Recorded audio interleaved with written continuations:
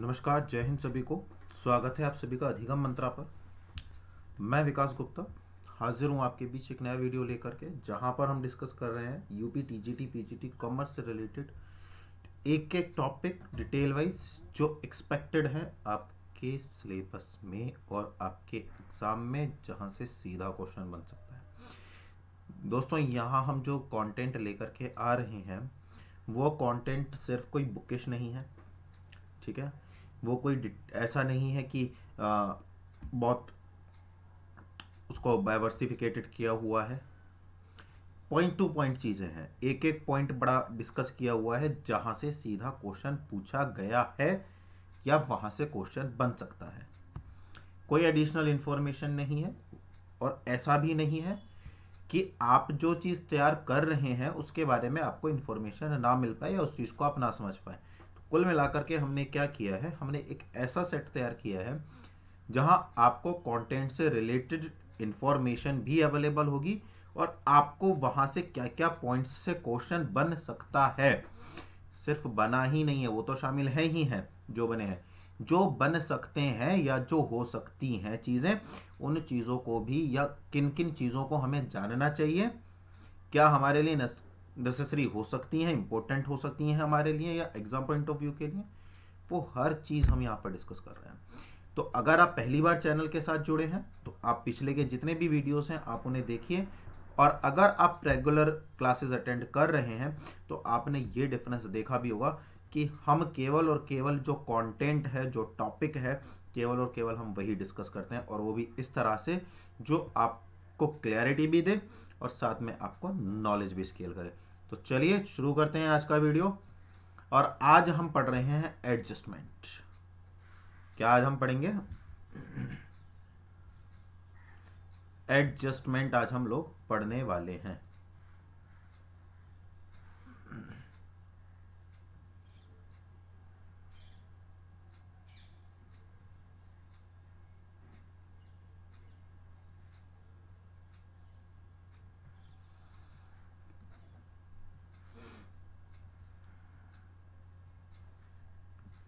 चलिए, एडजस्टमेंट होती क्या है?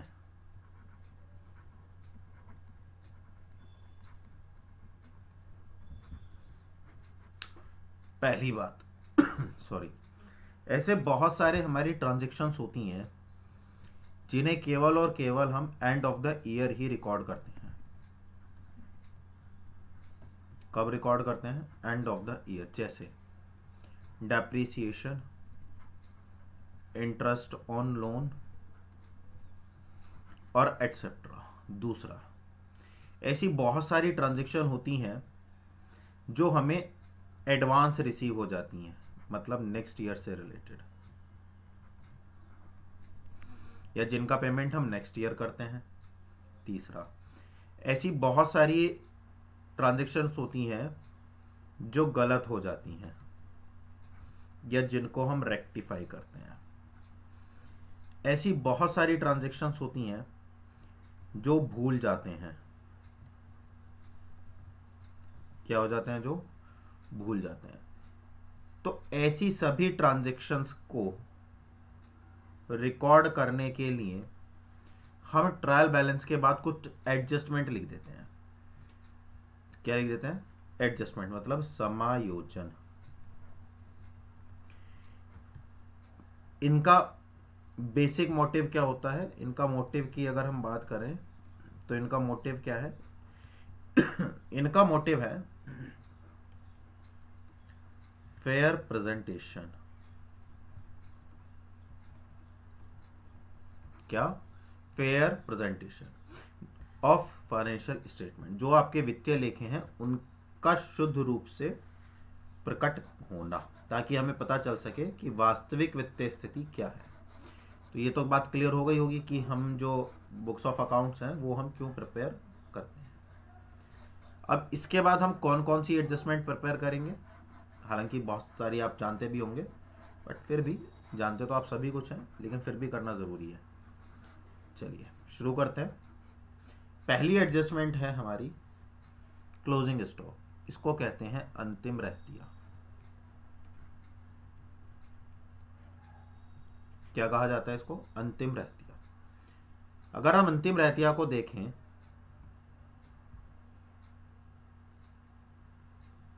ठीक, तो इसमें क्या क्या चीजें आपको ध्यान में रखनी है? पहली, यहां से सीधा क्वेश्चन बना है, कॉस्ट प्राइस और realisable value whichever is less, ठीक है। समायोजन मूल्य, इसके जो कॉस्ट है लागत मूल्य, और रियलाइजेबल विक्रय मूल्य, दोनों में से जो कम होगा, ठीक है। तो क्लोजिंग स्टॉक जो अंतिम रहती है किस पे रिकॉर्ड किया जाता है? विच एवर इज लेस, दोनों में से जो कम है। कहाँ पर रिकॉर्ड किया जाता है? व्यापार खाते के क्रेडिट पक्ष में और एसेट साइड की बैलेंस शीट की एसेट साइड में, दो जगह लिखा होता है, दो लेखे होंगे।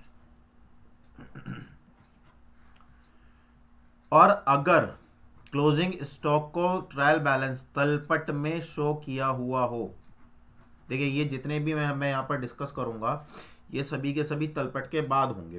तो अगर इसको तलपट में दिया है तो क्या होगा? तो इसकी केवल एक ही एंट्री होगी, वो भी asset side of balance sheet. क्या क्या पॉइंट्स आपको ध्यान में रखने हैं? जो भी कम होगा, credit of trading account, asset of balance sheet, और अगर ट्रायल बैलेंस में है तो asset side of balance sheet. तो इससे आप एक बात तो समझ गए होंगे कि सर जो एडजस्टमेंट है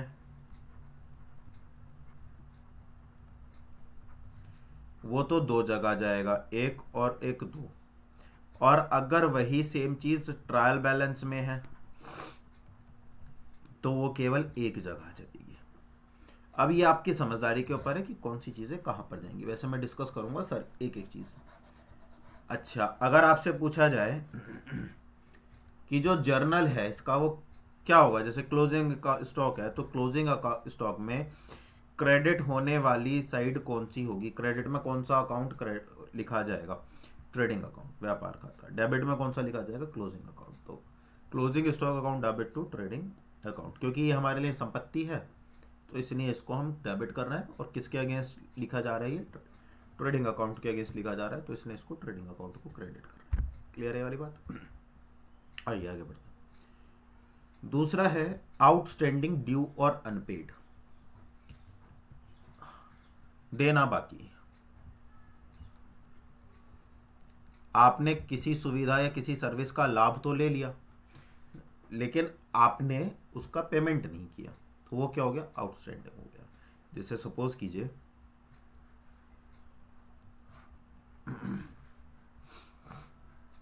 जैसे आप हैं तो आप मेरे से ट्यूशन पढ़ते हैं, तो अप्रैल मई जून जुलाई अगस्त सितंबर अक्टूबर नवंबर दिसंबर जनवरी फरवरी और मार्च, तो यहाँ से लेकर के यहाँ तक तो आपने पेमेंट कर दिया।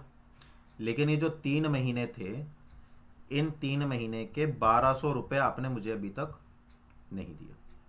तो इसका मतलब है कि ये 1200 रुपये आपके लिए क्या हो गया? आउटस्टैंडिंग। ये 1200 आपके लिए क्या हो गया? आउटस्टैंडिंग। कि हाँ भाई, हमारे पास किसी व्यक्ति के 1200 रुपये उधार चढ़ रहे हैं और हमें उसका क्या करना है? पेमेंट करना है। तो ये आपकी क्या बन जाती है? लायबिलिटी बन जाती है। आउटस्टैंडिंग को कहते हैं अदत्त, देना बाकी। ठीक है, आई होप क्लियर हो गया होगा। तो कोई खर्चा जो हमने कर तो लिया है लेकिन उसका भुगतान नहीं हुआ है ना? तो क्या क्या होगा इसमें? एडेड किसमें? कंसर्न्ड एक्सपेंस में। और डेबिट साइड लिखा जाएगा ट्रेडिंग एंड P&L के, मतलब ट्रेडिंग के और P&L के डेबिट साइड में जो भी खर्चा होगा उसमें ऐड कर लिया जाएगा और लायबिलिटी साइड बैलेंस शीट में शो कर दिया जाएगा। पहली बात। दूसरी चीज,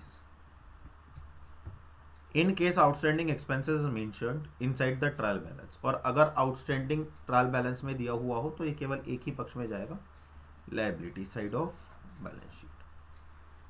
अब क्योंकि आउटस्टैंडिंग क्या है? लायबिलिटीज है, तो इसलिए आउटस्टैंडिंग को हम क्रेडिट करेंगे और एक्सपेंस को हम डेबिट करेंगे, क्योंकि अभी खर्चा वो होना बाकी है। क्लियर है? तो इसलिए ये क्या होगा? डेबिट होगा। चलिए आगे। Sorry, prepaid expense, paid in advance या अनएक्सपायर्ड, इन्हें बोलते हैं पूर्व दत्त। सेम कहानी, आप ट्यूशन पढ़ रहे हैं और अभी आप किसकी तैयारी कर रहे हैं, जैसे अभी आप टीजीटी पीजीटी की तैयारी कर रहे हैं, इसके बाद आप जीआईसी की तैयारी करेंगे। किसकी तैयारी करेंगे, जीआईसी की तैयारी करेंगे। तो आपने मुझे इसका तो पेमेंट कर दिया, आपने मुझे इसका तो पेमेंट कर दिया। आपने कहा सर एक काम कीजिए, आप ना जीआईसी की भी फीस अभी ले लीजिए, तो आपने मुझे इसका भी पेमेंट कर दिया। तो इसका मतलब है कि ऐसी सर्विसेज या ऐसी गुड्स जो आपने कंज्यूम नहीं करी हैं लेकिन आपने उनका पेमेंट कर दिया, आपने उनका पेमेंट कर दिया। जैसे इंश्योरेंस, या आपने किसी व्यक्ति को सैलरी एडवांस दे दी, या आपने, अगर आप रेंट पर रह रहे हैं तो आपने रेंट एडवांस में दे दिया, या आपके यहाँ पर गाड़ी वाला व्यक्ति है तो आप उसको ज़रूरत थी, उसने कहा कि साहब कुछ पैसे दे दो, तो आपने कहा ठीक है साहब ले लो, तो आपने उसको एडवांस दे दिया। तो एडवांस का मतलब है कि अभी तक हमने वो चीज़ कंज्यूम नहीं करी है, हमने उसका उपयोग नहीं किया है, लेकिन फिर भी हमने उसका जो पेमेंट है वो कर दिया। क्या ये वाली बात क्लियर हो रही है? चलिए इससे आगे हम बात करते हैं। तो इसमें क्या क्या होगा, डिडक्टेड होगा कंसर्न एक्सपेंस में, और डेबिट साइड किसमें, ट्रेडिंग और P&L अकाउंट में। और क्योंकि ये हमारी एसेट बन जाती है, क्योंकि हम पेमेंट कर चुके हैं, तो अब हमें फर्दर फ्यूचर में पेमेंट करने की रिक्वायरमेंट नहीं रहेगी, और हमारे ऊपर कोई ऑब्लिगेशन भी नहीं बना, बैलेंस शीट के एसेट साइड में जाता है। और अगर सिर्फ बैलेंस ट्रायल बैलेंस में दिया हुआ हो तो asset side of balance sheet. ठीक, चलिए एंट्री क्या बनेगी, प्रीपेड एक्सपेंसेस अकाउंट डेबिट, क्योंकि एसेट क्रिएट हो गए, तो एक्सपेंस अकाउंट क्योंकि आने वाले समय का खर्चा कम हो गया है। एंड आई होप यहाँ तक क्लियर है। इसके आगे बात हम करते हैं डेप्रीसिएशन की। डेप्रीसिएशन का मतलब होता है ह्रास। ह्रास क्या होता है, जब संपत्तियों की मूल्य में कमी आ जाती है तो उसको क्या कहते हैं, ह्रास कहते हैं। ठीक है, क्या क्या होगा, डिडक्टेड होगा किसमें से, कंसर्न्ड एसेट में से, जैसे फर्नीचर हो गया, मशीनरी हो गया, प्लांट हो गया, कुछ भी चीज़ जिसमें भी हमारा कमी आ रही है। और फिर कहाँ पर शो होगा, debit side of P&L account में। और साहब अगर डेप्रीसिएशन ट्रायल बैलेंस में दिया हुआ है तो सिर्फ debit side of profit and loss account, एक ही जगह पर लिखा होगा। जर्नल क्या बनेगा इसका, डेप्रीसिएशन अकाउंट डेबिट, क्योंकि खर्चा है आपके लिए, ये कह सकते हैं नुकसान है, और आपकी जो एसेट है वो क्या हो रही है, कम हो रही है, तो इसलिए वो क्रेडिट होगा। चलिए एक्रूड इनकम, एक्रूड इनकम देखिए समझिए, जनवरी फरवरी मार्च अप्रैल मई जून जुलाई अगस्त सितंबर अक्टूबर नवंबर दिसंबर, मतलब एक साल हो गया है पूरा। अप्रैल मई जून जुलाई अगस्त सितंबर अक्टूबर नवंबर दिसंबर जनवरी फरवरी और मार्च। ये कौन सा ईयर है, 2022 और 23।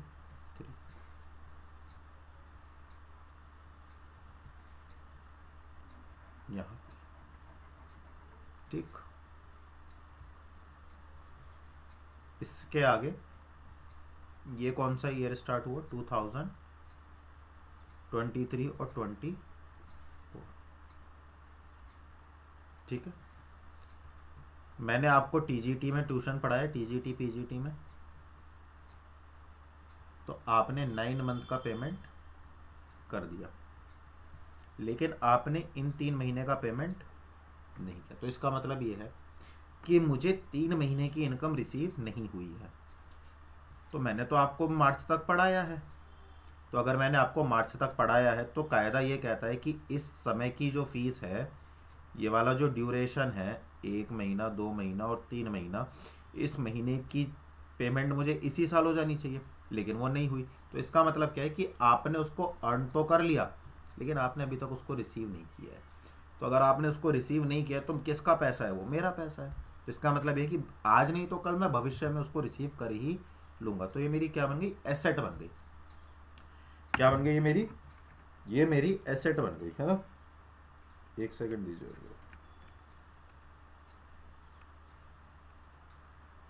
ये मेरी क्या बन गई, ये मेरी एसेट बन गई, ठीक है। चलिए साहब, अगर एसेट बन गई है तो चलिए क्या लिखा होगा, समझ गए ना, accrued, earn but not received, add होगा, जाहिर सी बात है। मेरी जो इनकम है, जैसे सपोज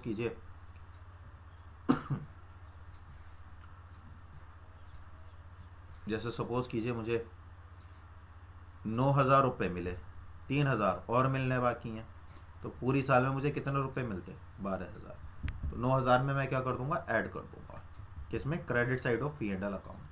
अब क्योंकि एसेट है तो ये एसेट साइड में चला जाएगा बैलेंस शीट के, और अगर सिर्फ ट्रायल बैलेंस में है तो केवल एसेट साइड में जाएगा, ठीक है।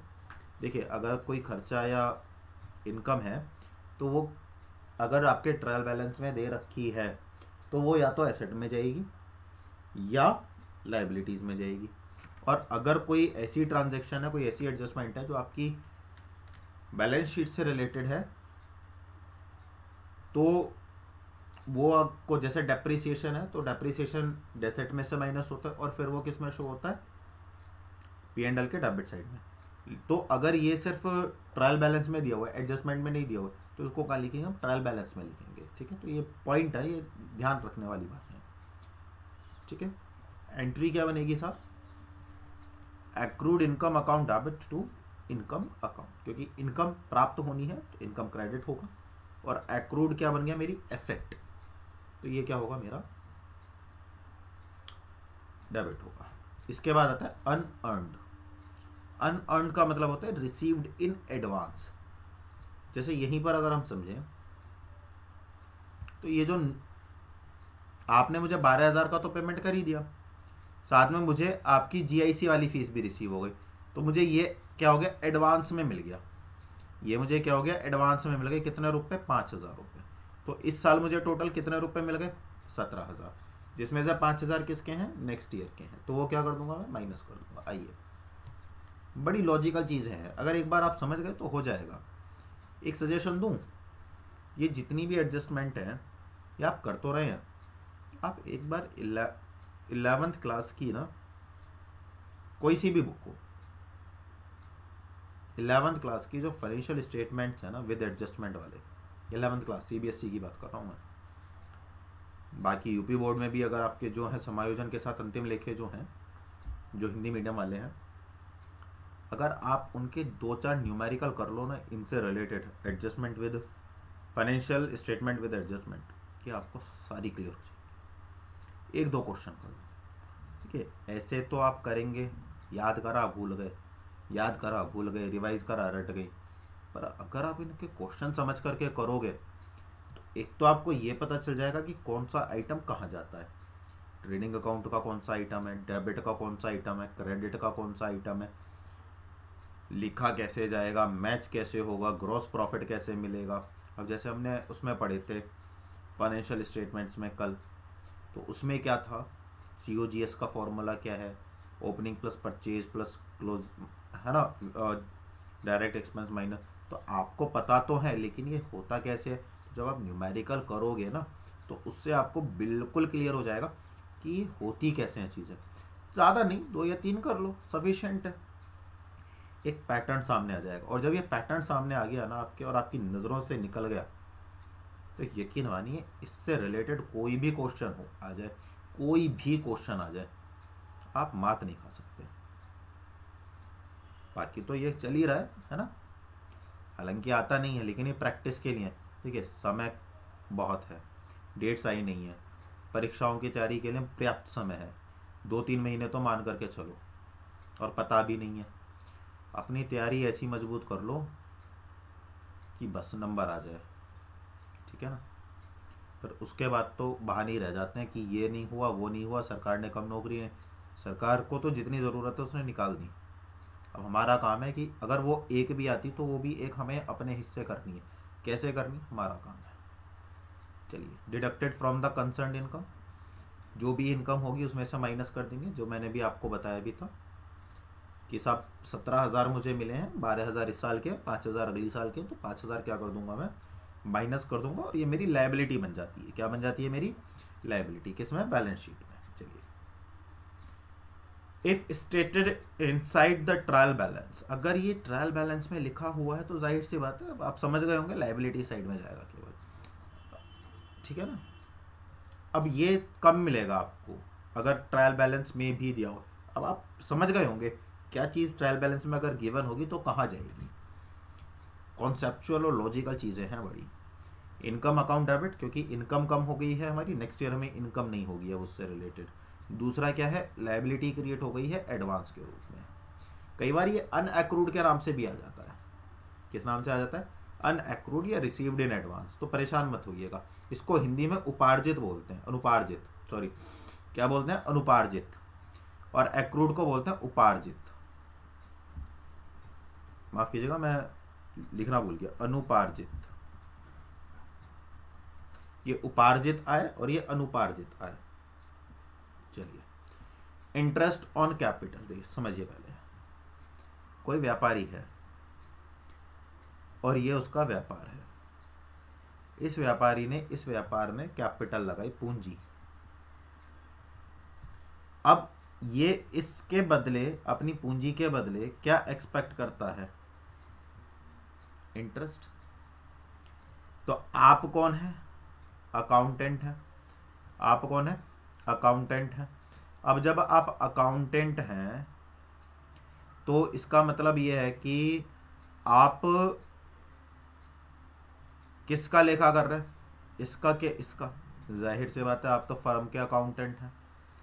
और अगर आप फर्म के अकाउंटेंट हैं तो आपको ये जो इंटरेस्ट ऑन कैपिटल है, आपको ये जो इंटरेस्ट ऑन कैपिटल है, ये क्या है, इनकम या खर्चा, आय या खर्चा, खर्चा है।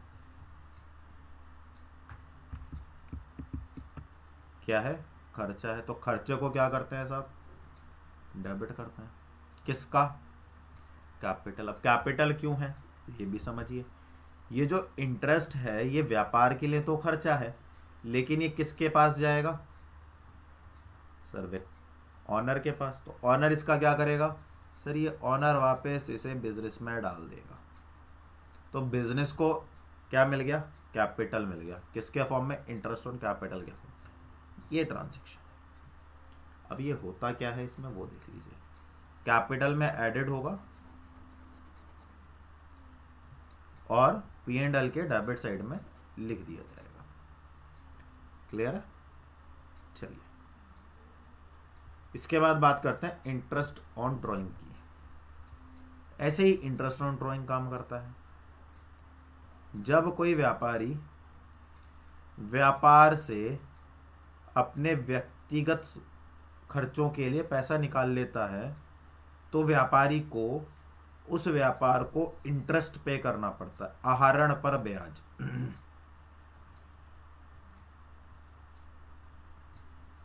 क्या, आहरण पर ब्याज। अब वापस से आप किसके मुंशी हैं, फर्म के। तो फर्म को तो इंटरेस्ट मिल रहा है, तो आप तो उसको क्या दिखाएंगे, इनकम दिखाएंगे। तो आपके लिए interest on capital, interest on drawing है ये, इंटरेस्ट ऑन ड्राइंग है ये। तो आपके लिए इंटरेस्ट ऑन ड्राइंग क्या है, इनकम है, कर दिया क्रेडिट। और ड्राइंग क्या है, हमारा खर्चा है। इंटरेस्ट ऑन लोन, जाहिर सी बात है लोन पर जो इंटरेस्ट पे किया जाता है। अच्छा, इसका वो बता देता हूँ क्या, कैपिटल में से माइनस होगा, ड्राइंग में से, ड्राइंग में ऐड करके तब कैपिटल में से भी माइनस कर सकते हैं, और पी एंड एल के क्रेडिट साइड में जाएगा। ठीक है। और अगर सिर्फ ट्रायल बैलेंस में दिया हुआ सीधा तो पी एंड एल के क्रेडिट साइड में जाएगा। चलिए आगे बात करते हैं।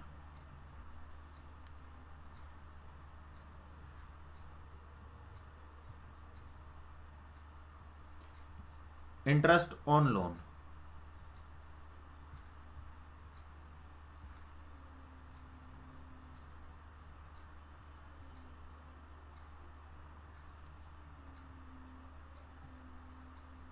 ठीक है। चलिए,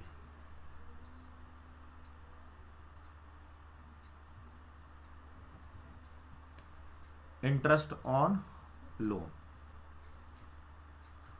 जो हमने ऋण लिया है उस पर इंटरेस्ट पे करना है, तो जाहिर सी बात है हमारी लायबिलिटी बढ़ेगी।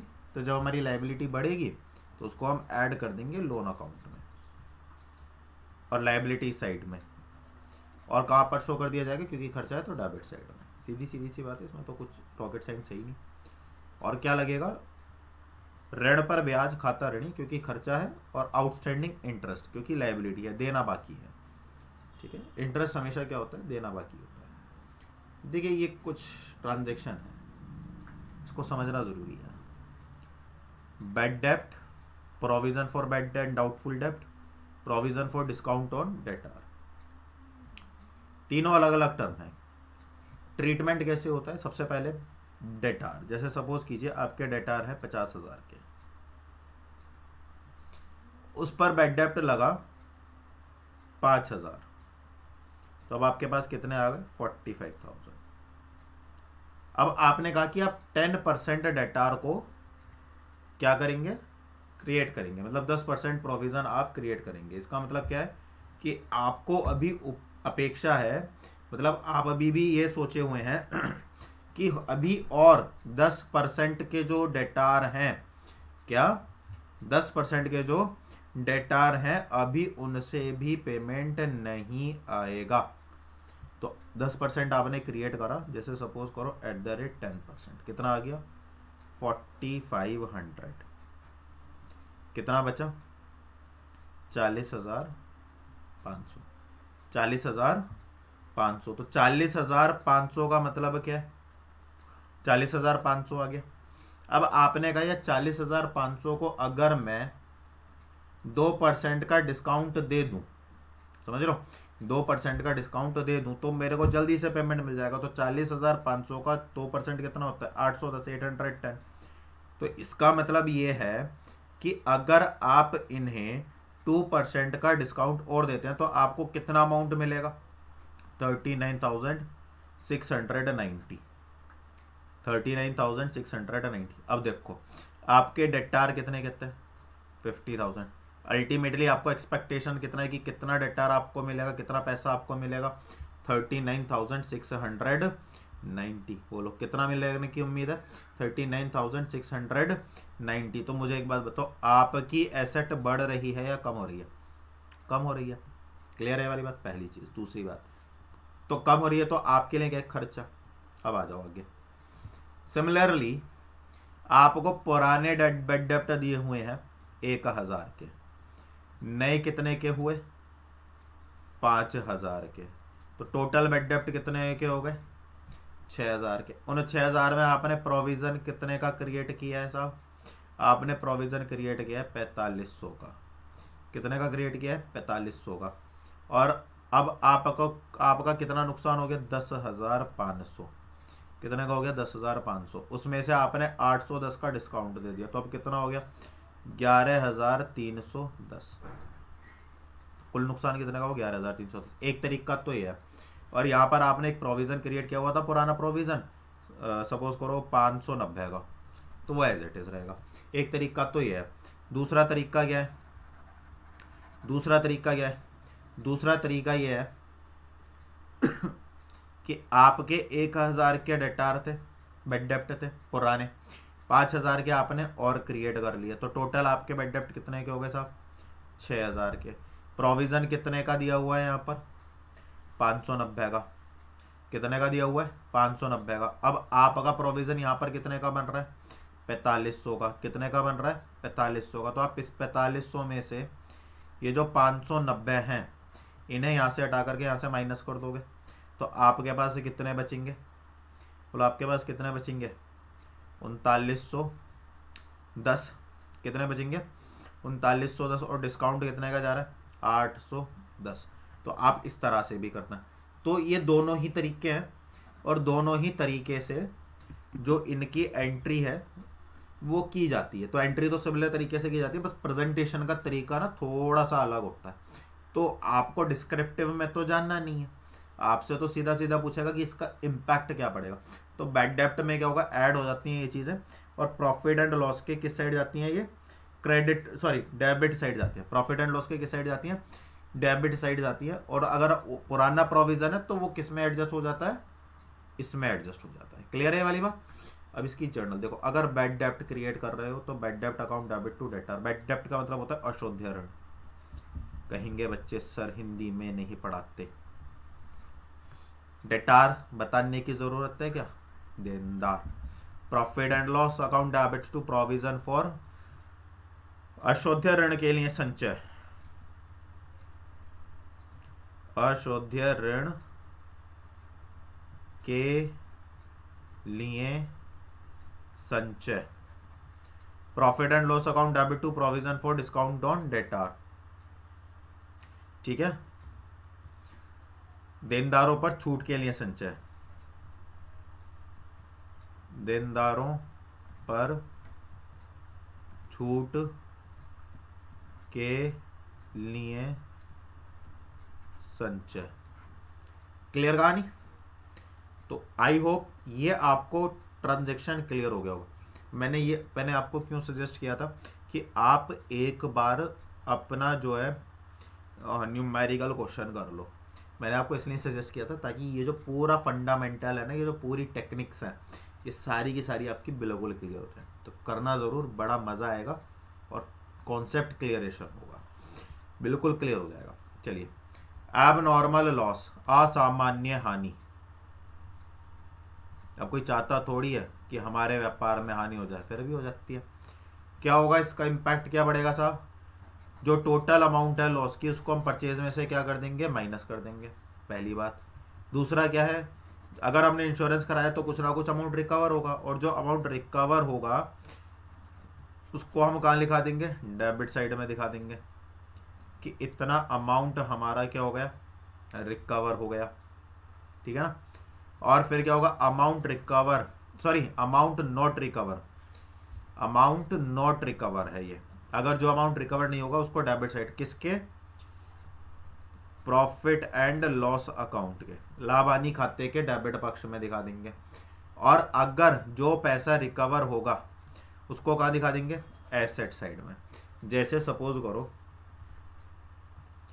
आपका 5,000 का माल था, 5,000 में से कंपनी ने 3,000 दिए और 2,000 नहीं दिए, तो ये जो 2,000 हैं ये तो यहाँ पर आ जाएंगे और ये 3,000 कहाँ चले जाएंगे, यहाँ पर चले जाएंगे, और 5,000 परचेज में से माइनस हो जाएंगे। क्लियर है। तो परचेज में से कितने माइनस हो गए, 5,000। प्रॉफिट एंड लॉस में कितने चले गए, 2,000। और इंश्योरेंस के नाम से एसेट बढ़ जाएंगी 3,000 की। Insurance account debit, profit and loss account debit to purchase account. Insurance company को हिंदी में क्या कहते हैं, बीमा कंपनी। ठीक है। इसके बाद charity in the form of goods distributed as free sample, drawing in goods. कोई भी ऐसा केस, मैंने आपसे पहले भी पूछा हुआ है, ये क्वेश्चंस कई बार कराया भी है कि कुछ ऐसे केसेस हैं जिनमें हमारा जो परचेज है वो क्या होता है, क्रेडिट होता है। तो ये वही सब केसेस है। तो परचेज में से क्या कर देंगे, माइनस कर देंगे। ठीक है। और कहाँ पर शो कर देंगे, डेबिट साइड, P&L के डेबिट साइड में। ठीक है। क्लियर है। और कहाँ से माइनस हो जाएगा, कैपिटल में से माइनस हो जाएगा अगर ड्राइंग है तो। देखिए परचेज में से तो माइनस हो गई होगा। अगर चैरिटी गुड्स डिस्ट्रीब्यूटेड है तो वो कहाँ पर जाएंगी, यहाँ पर जाएंगी, पहला और दूसरा। और अगर ड्राइंग है तो ये भी माइनस तो होगा ही होगा। ये तो 1 2 3 तीनों के लिए है, ये केवल 1 2 के लिए है और 3 के लिए ये है। क्लियर है। एंट्री सबकी कॉमन बनेगी, charity free sample drawing account debit to purchase account. चलिए आगे बढ़ते हैं। मैनेजर का कमीशन फर्म के लिए क्या होता है, एक लायबिलिटी होता है। तो जनरली ये शो करता है क्या, डेबिट साइड किसका, P&L का, और लायबिलिटी शो करता है क्योंकि खर्चा है फर्म का। लायबिलिटी है तो आउटस्टैंडिंग कमीशन हो जाएगा और मैनेजर का कमीशन डेबिट हो जाएगा क्योंकि खर्चा है। क्लियर है। बहुत ज़्यादा कुछ खास इसमें ऐसा है नहीं। क्लियर है। इसके बाद हम बात करते हैं goods sold but omitted to be recorded. हमने माल तो बेच दिया लेकिन उसको रिकॉर्ड करना भूल गए। एक सेकंड दीजिए जरा।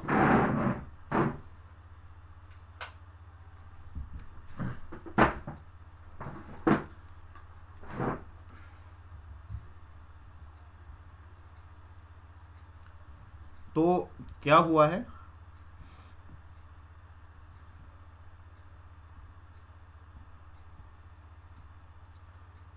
माल तो बेच दिया है लेकिन उसको रिकॉर्ड करना भूल गए। ठीक है साहब, रिकॉर्ड कर लो। माल बेचा है तो डेटार को ही बेचा होगा, और सेल्स तो क्या होगा, सेल्स में ऐड कर दोगे और डेटार भी सेल ऐड कर दोगे, simple. Goods purchase but omitted, ऐसी है गुड्स परचेज, तो गुड्स परचेज करा तो purchase account debit to creditor, तो परचेज में ऐड कर दो और क्रेडिटार्स में ऐड कर दो। एंट्री क्या बन जाएगी आपकी, purchase account debit to creditor account. बहुत सिंपल है ये वाली तो। और अगर आपका लिखा है cash of sale on approval basis, sale sorry cash on sale बोल गया, sale of goods on approval basis, तो इसका मतलब क्या कि अगर आपको माल पसंद आता है तो आप रखिएगा, वरना वापस कर दीजिएगा। तो जब पहली बार माल आ जाता है तो वो क्या करते हैं, हम डिडक्ट करेंगे सेल में से। किस में से डिडक्ट करेंगे, सेल में से, और डेटार में से भी माइनस कर देंगे।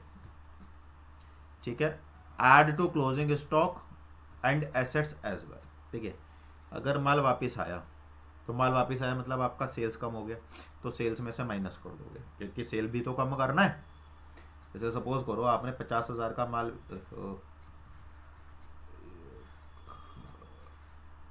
जैसे सपोज करो आपने 50,000 का माल बेचा, तो आपकी सेल कितने की है, 50,000 की, तो स्टॉक भी उसी के अकॉर्डिंग कम हुआ होगा। और आपका जो माल है वो 5,000 का वापस आ गया, तो आपकी सेल भी अब कितने की रह गई, 45,000 की रह गई ना, 5,000 का माल वापस आ गया, तो इसलिए ये माइनस होगा। अब क्योंकि ये माइनस होगा तो डेटार भी माइनस होंगे। तो अब माल आ गया तो स्टॉक बढ़ गया, तो स्टॉक बढ़ गया तो ट्रेडिंग अकाउंट का भी बढ़ेगा और एसेट साइड का भी बढ़ेगा। तो इसकी जो जर्नल एंट्री है वो sales account debit to debtor account, पहली एंट्री उल्टा, माल वापस आया है, और क्योंकि क्लोजिंग स्टॉक बढ़ गया है तो वही closing stock account debit to trading account जो हमने सबसे पहले बनाई थी। चलिए, ये आपकी कुछ एडजस्टमेंट है, और ये आपका एक चार्ट है जिसमें बता रहा है जैसे क्लोजिंग स्टॉक में क्या करना है आपको, ट्रेडिंग अकाउंट के क्रेडिट में लिखा जाएगा और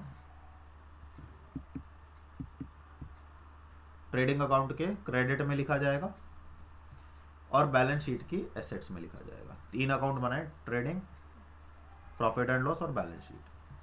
आउटस्टैंडिंग एक्सपेंसेस कंसर्न एक्सपेंस में प्लस होगा दोनों अकाउंट में, और लायबिलिटी साइड में शो होगा। Prepaid expense profit and loss में सॉरी माइनस होगा और ट्रेडिंग में माइनस होगा और एसेट साइड में शो किया जाएगा। डेप्रीसिएशन बैलेंस शीट में पहले कंसर्न्ड एसेट में से माइनस होगा और P&L के डेबिट में दिखा दिया जाएगा। एक्रूड इनकम पहले प्लस होगी और फिर उसको एसेट में दिखा दिया जाएगा। अनअर्न्ड इनकम माइनस होगी और फिर उसको लायबिलिटीज में दिखा देंगे। इंटरेस्ट ऑन कैपिटल पहले कैपिटल में प्लस करेंगे और फिर उसको डेबिट में दिखा देंगे P&L के। इंटरेस्ट ऑन ड्रॉइंग कैपिटल में से माइनस करेंगे और प्रॉफिट एंड लॉस के डेबिट में सॉरी क्रेडिट साइड में दिखा देंगे, क्योंकि ये फर्म के लिए इनकम है। इंटरेस्ट ऑन लोन लोन में प्लस कर देंगे और डेबिट साइड दिखा देंगे P&L के। बैड डेप्ट डेटार में से माइनस करेंगे और बैड डेप्ट में प्लस कर देंगे। प्रोविजन फॉर डाउटफुल डेप्ट डेटार में से माइनस करेंगे और यहाँ पर P&L के डेबिट में दिखा देंगे। प्रोविजन फॉर डिस्काउंट ऑन डेटार डेटार में से माइनस करेंगे और P&L के डेबिट में दिखा दिया जाएगा। ये वही सारी चीजें हैं। Abnormal loss of stock minus और P&L के डेबिट में दिखा दिया जाएगा और साथ साथ में एसेट में भी। Goods distributed as free sample sorry charity purchase में से माइनस P&L के डेबिट में दिखा दी जाएगी। गुड्स डिस्ट्रीब्यूटेड परचेज में से माइनस और P&L के डेबिट में दिखा दी जाएगी। ड्राइंग परचेज में से तो माइनस होगी लेकिन ये P&L के डेबिट में नहीं दिखाई जाएगी, बल्कि ये ड्राइंग कैप के साथ चली जाएगी, कैपिटल में माइनस कर दी जाएगी। ठीक है। मैनेजर कमीशन खर्चा है तो P&L का डेबिट और liability side. Goods sold omitted तो सेल्स में प्लस कर देंगे और डेटार भी क्या कर देंगे, प्लस कर देंगे। Goods purchase omitted to record purchase में प्लस कर देंगे और क्रेडिटार में भी प्लस कर देंगे। Sales of goods on approval basis तो क्या करेंगे, प्लस करेंगे और फिर क्या करेंगे, माइनस भी करेंगे। तो एक माइनस करना है, क्योंकि सेल माइनस, देखिए यहाँ पर क्या है, यहाँ पर एक सेकंड दीजिए मुझे,